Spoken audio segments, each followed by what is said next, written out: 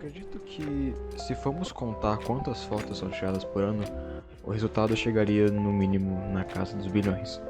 O ato de fotografar se instalou em nossa sociedade e agora, com a vida virtual totalmente presente na rotina do cidadão médio, deixamos de parar para analisar o que esse único clique representa. O que é a fotografia? Essa pergunta, apesar das respostas mais simples, é capaz de desencadear reflexões profundas acerca da subjetividade humana, a importância do contexto e da história. Mas antes eu gostaria de falar um pouco sobre memória.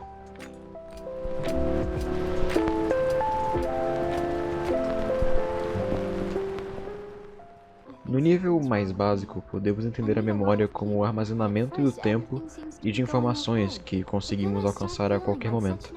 Para o historiador francês Jacques Le Goff, memória é o fenômeno individual e psicológico. A memória liga-se também à vida social. Esta varia em função da presença ou da ausência de escrita e é objeto da atenção do Estado, que, para conservar os traços de qualquer acontecimento do passado, presente, produz diversos tipos de documentos ou momentos, que descreve a história e acumula objetos. Segundo o autor, a memória reconstrói a história tanto do indivíduo quanto do seu contexto social, lembrando também a sua importante função como registro do Estado, que nos ajuda a entender situações por mais de um lado, nos ajuda a não excluir populações da história e nos ajuda a viver em uma sociedade mais justa como um todo. Entendendo isso, podemos dizer com clareza que a memória carrega, juntamente das informações, os sentimentos e pontos de vista do portador, e, por isso, possui a essência da humanidade. A memória é subjetiva. Agora que fizemos uma reflexão básica sobre memória, usaremos ela como base para tentar entender a fotografia. Segundo Samen, estamos constantemente nos valendo de imagens instantâneas da nossa vida, registradas em papel fotográfico, para retomar o processo de rememorar e assim construir nossa versão sobre os acontecimentos já vividos. Nesse sentido, a fotografia é semelhante à memória. Podemos interpretar o ato de fotografar como o ato de cristalizar o momento, tornando, com o nosso atual contexto virtual, eterno. O autor também diz que construímos nossa versão de acontecimentos já vividos, o que pode significar que fotografia faz mais do que refletir a realidade, ela também a interpreta. Mesmo quando a intenção do fotógrafo é refletir a realidade de maneira objetiva, entre aspas, elementos como visão de mundo, valores e percepção moral afetam a escolha do objeto fotografado e a maneira que ele é apresentado. Dessa maneira, podemos dizer que a fotografia também é uma forma de arte e, portanto, é subjetiva. Ela depende do contexto que engloba o fotógrafo, sua formação, suas vivências e suas crenças, entre outros inúmeros elementos que compõem o ser humano. Absorver isso é vital para usarmos fotografias como registros históricos. Quando analisamos uma imagem, precisamos perguntar quem atirou, por que atirou e o que não está nela. Também há a possibilidade delas serem editadas, mas isso é algo que se encontra mais presente em fotografias recentes, nas quais não usarei de exemplo nesse trabalho.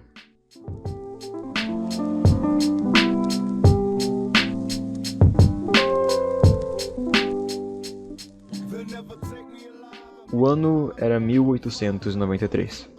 O Brasil estava consolidando sua república e vivendo, ou pelo menos as oligarquias estavam, um período de prosperidade, com sua economia baseada no café e pequena industrialização, modernizando sua capital aos moldes do capitalismo europeu e da Belle Époque. Só que, claro, fazendo essa base da marginalização dos agora ex-escravizados, dos brancos pobres e das mulheres. Então, no interior da Bahia foi criada, ao comando do líder religioso Antônio Conselheiro, a comunidade de Belo Monte, nomeada como Canudos por seus opositores, que não eram poucos. Era uma comunidade que seguia uma espécie de cristianismo primitivo, e se baseava na agricultura e no trabalho comunitário, sem comércio. Nela, os ex-escravizados, as crianças, as famílias brancas pobres, os idosos e qualquer outro ser humano marginalizado pelos padrões elitistas da Belle Époque encontravam um conforto depois de tanto sofrimento. Viviam cerca de 20.000 pessoas e não havia pagamento dos impostos dados pelo Estado, mas desde o início as autoridades políticas e religiosas republicanas não aprovavam a forma de organização da população, indo contra a propaganda capitalista, eurocentrista e republicana que elas queriam vender para o exterior, a Belle Époque tropical. Antônio Conselheiro foi atacado tanto pela igreja, alegando que seus seguidores eram pegados à depravação, quanto pelos grandes senhores de terra, dizendo que ele liderava um movimento monarquista para derrubar a república. E em 1896, sob o argumento depois provado falso da invasão de Juazeiro no norte baiano, o ataque começou. Canudos derrotou a primeira investida rapidamente.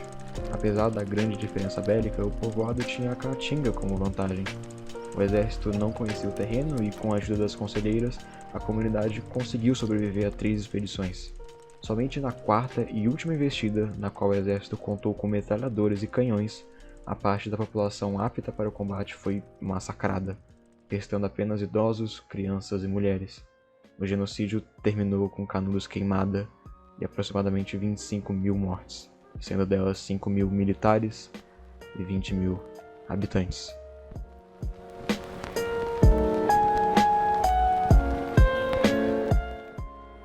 Canudos faz parte da história. Sabemos disso porque lembramos da cidade e lembramos porque temos memórias dela. Os sobreviventes contaram suas histórias gravadas em suas mentes e, por isso, inúmeros documentos, artigos e dissertações são escritas até hoje. Também temos, claro, fotografias. E é importante saber que apenas um fotógrafo foi enviado para Belo Monte e que os únicos registros do conflito foram tirados por ele. Augusto Flávio de Barros, mais conhecido como Flávio de Barros, documentou a quarta e última expedição do exército.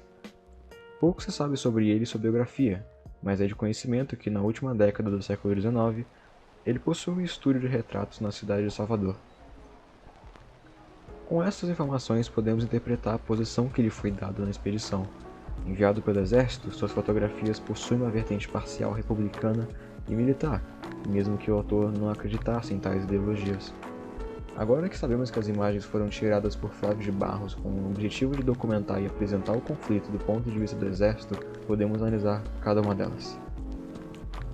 Na fotografia vemos um exemplo do que foi dito antes, uma composição na qual os militares vangloriam as suas armas, que no caso são os canhões Whitworth 32, apelidados de matadeiras, utilizados na última expedição. Estão posando junto às armas na intenção de demonstrar a imponência do exército brasileiro, especialmente na frente do Monte Santo, tão imponente quanto. Esse tipo de poder opressivo era comumente ostentado pelos militares. Basta olhar para o coronel Moreira César. Ele, conhecido como Corta-Cabeças, era conhecido pela sua total falta de piedade contra seus inimigos. Foi o responsável pelo assassinato do jornalista indefeso Apulco de Castro em 1883, além de outros vários protestantes na revolta armada. Euclides da Cunha, em seu famoso livro Os Sertões, descreveu-o como um desequilibrado. Em sua alma, a extrema dedicação esvaía-se no extremo ódio, a calma soberana em desabrimentos repentinos e a bravura cavalheiresca na barbaridade revoltante. O coronel chefiou a terceira expedição, que acabou com diversas baixas por os dois lados, sendo o próprio uma delas.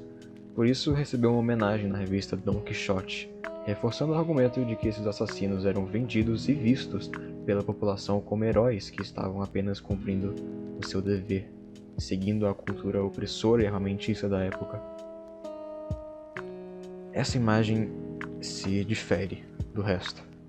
Em contraste às fotografias posadas e ilustradas, ela mostra a crua realidade da violência causada ao povo de Canudos. Todos os defensores já tinham sido assassinados e, ao pequeno número de mulheres, idosos e crianças, apenas restou a rendição.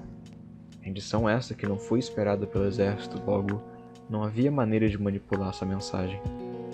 O título 400 jagunços prisioneiros traduz a intenção de atribuir a essas pessoas indefesas e abatidas um caráter animalesco e depravado, que a própria imagem desmente.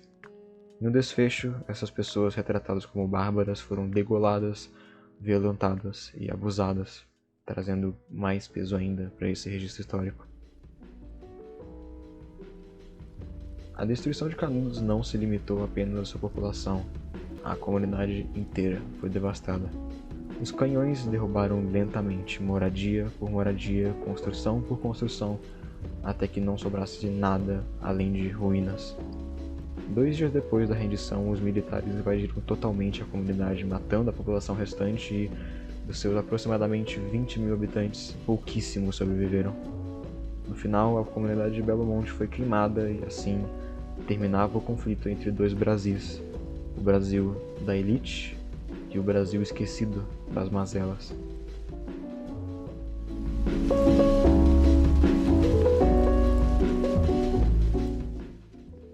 A fotografia é uma inegável forma de arte. É capaz de transmitir sentimentos, ideologias, histórias e, por consequência, memórias. A fotografia de guerra, apesar de transmitir memórias de mais difícil de gestão, também é de vital importância para a nossa história. Mas para que possamos entendê-la e utilizá-la como registro com êxito, precisamos primeiramente analisar o seu papel ambíguo e modulável, assim compreendendo seus nuances e possibilidades. Flávio de Barros pode ter sido enviado pelo exército para apresentar o ponto de vista elitista ao Brasil, mas acabou mostrando a nós, leitores e estudiosos, a dor que a desigualdade social e a marginalização de povos pode causar, e mostrou que não podemos repetir as mesmas ações do exército da época.